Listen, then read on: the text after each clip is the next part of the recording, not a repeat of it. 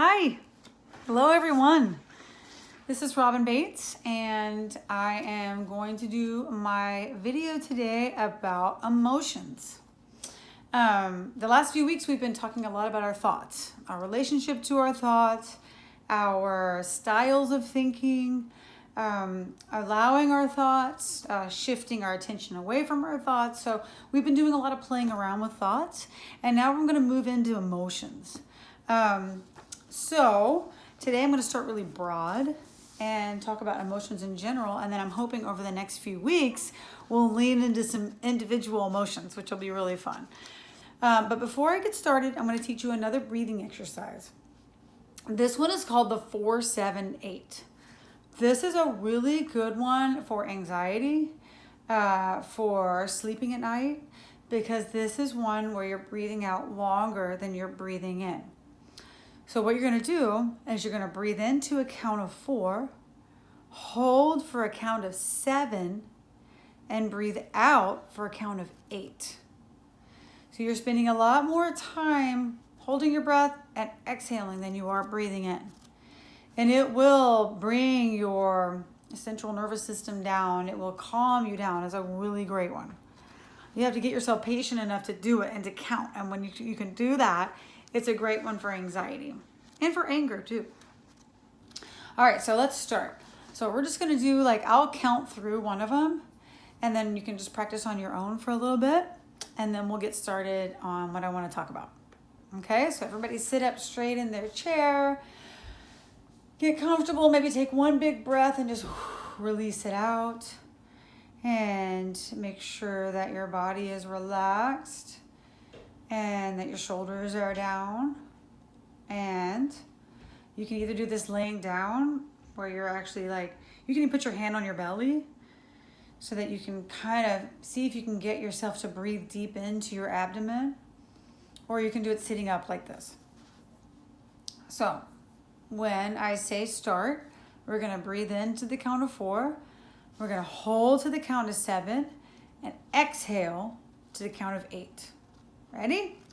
All right. Let's inhale, 2, 3, 4.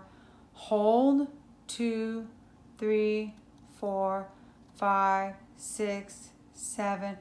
Exhale, 2, 3, 4, 5, 6, 7, 8. That might have been a little bit slow, so I'm going to speed it up. Inhale, 2, 3, 4. Hold, 2, 3, 4, 5, 6, 7. Exhale, 2, 3, 4, 5, 6, 7, 8.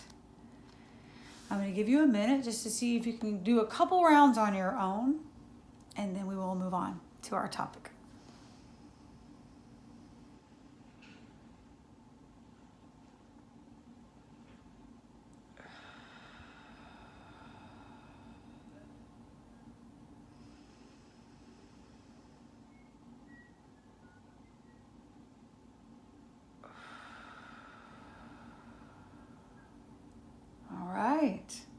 Can you feel that? I literally can. After the first time doing it, it's very powerful. So that's called the 4-7-8. Now we're going to move on to emotions.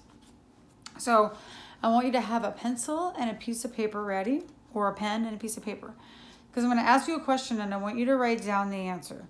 So we're going to do that right now. So pause if you need to go get that. And let's get started. So I'm going to ask you, what good are emotions? And I would like for you to come up with at least one reason why you think emotions are good. Why do we have them? Right? What benefit are they? Take a minute, pause if you need to, and write down an answer. Okay. I have 3 reasons, okay, according to DBT. The first one is that emotions give us information, right? So they provide us with a signal that something is happening. They want us to pay attention to something, right? Just the same as if you were feeling a physical pain somewhere.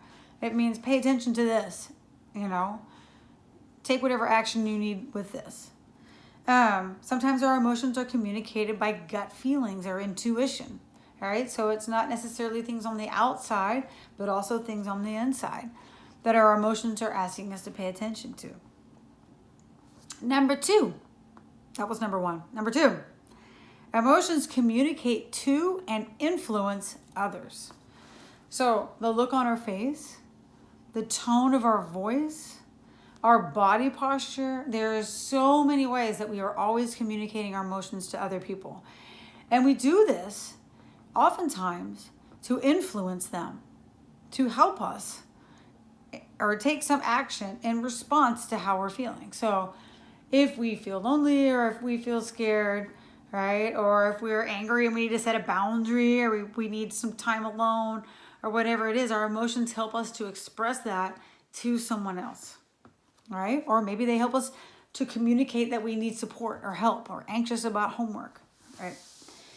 So whether you realize it or not, your emotions expressed by your words, face, or body language influence how other people respond to you. So sometimes you don't even know it. Maybe you're kind of in a funky mood, you didn't realize it, and you don't know, it doesn't seem like it's showing, but maybe it is, and you can't understand why people just aren't really responding to you. And then later it's like, oh yeah, I was in a funky mood, or maybe someone tells you. So we're having influence, oftentimes without us even knowing. Number three, emotions motivate and prepare us for action. So emotions get us straight into action without having to think about a lot about it.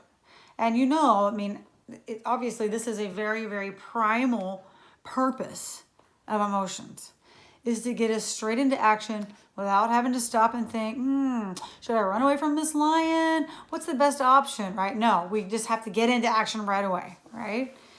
So we have an action urge that's connected to specific emotions, and it's hardwired into us. For example, when we hear a loud horn beep suddenly, we get startled.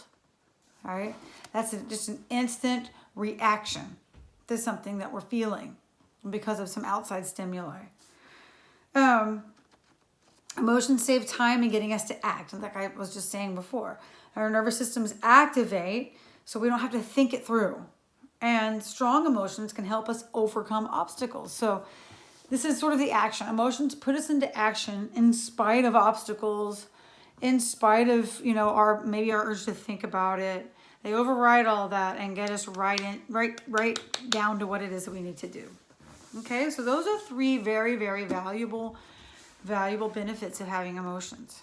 However, a lot of times we mistake emotions for fact, right? For example, maybe we're feeling anxious, and so we automatically assume there's a threat in the room of some kind, something we should be afraid of. So the feeling comes, and then we believe it as a fact and start acting in response as if it's as if it is a fact. So another example, I love this one that they write in the book. I love him, so he must be good for me. So I don't know if you've had a good friend or someone you're close with and you really care about them. And you think because you care about them that this is a good person to be in your life. And that's not always the truth. Just because you feel a certain way doesn't mean that that relationship is, in fact, good for you. So you're responding to your emotion, right? Emotions are just asking us to pay attention and investigate. So I'm going to end this with one or two myths about emotions. And this is going to be another writing thing. This one's a little challenging. Actually, I probably only have time for one.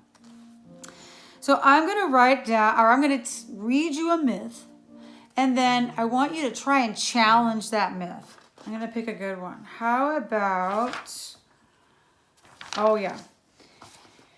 negative feelings are bad and destructive. So that is a myth about a certain type of emotion. Now, I want you to challenge that myth in your own words. Here's an example. One way to challenge that myth would be to say, negative feelings are natural responses. They help me create a better understanding of the situation. Which is true, right? Negative feelings are extremely important. What would it be like if we never had any fear? Right? Fear keeps us safe in a lot of ways. So negative feelings have us pay attention and investigate a situation.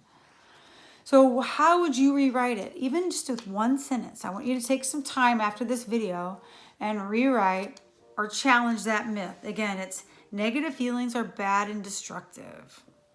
All right, so have fun doing that. And I look forward to seeing all of you very soon. Bye.